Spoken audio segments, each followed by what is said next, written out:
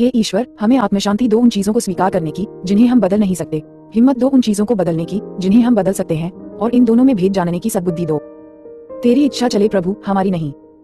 सिर्फ आज के दिन मार्च 3 रिलैप्स। लेकिन कभी कभार ऐसा समय आएगा जब हमारा वाकई नशा करने का मन करेगा। हम भागना चाहते हैं और हमें अच्छा नहीं लगता है। हमें ये याद दिलाना जरूरी है कि हम कहां से आए हैं, और इस बार बात और बिगड़ जाएगी। यही समय है जब हमें कार्यक्रम की सबसे ज्यादा आवश्यकता होती है। बेसिक टेक्स्ट पृष्ठ 74। अगर हम रिलैप्स का पूर्वानुमान कर रहे हैं तो हमें नशे के अत्यंत कष्टदायक खतरनाक अंतिम नतीजों के बारे में एक बार फिर से सोचना चाहिए। हम में से बहुतों के लिए वह अंतिम परिणाम काफी खतरनाक होंगे। गंभीर स्वास्थ्य समस्याएं खड़ी हो जाएंगी, हम जेल भी जा सकते हैं, यहाँ तक कि हमारी मौत भी हो सकती है।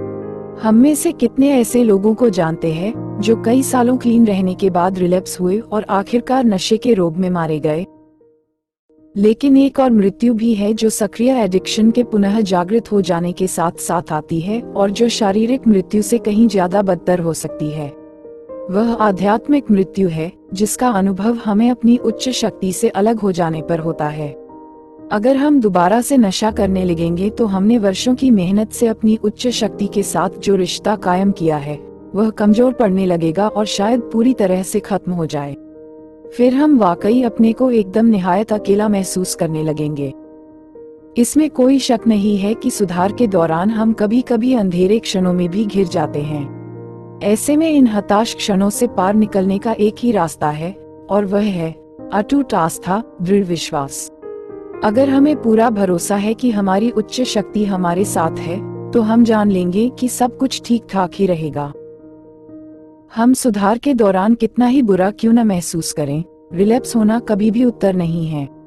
हम मिलकर ही सुधार पाते हैं। अगर हम क्लीन बने रहें तो हर अंधेरा अपने आप छट जाएगा और हम अपनी उच्च शक्ति से एक अधिक गहरे संबंध का अनुभव करने लगेंगे।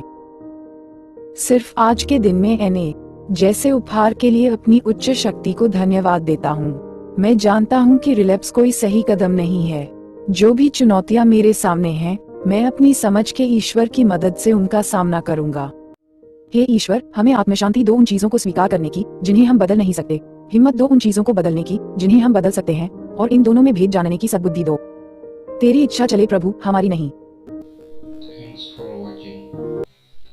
Like, comment, share, subscribe at @jtrain_91.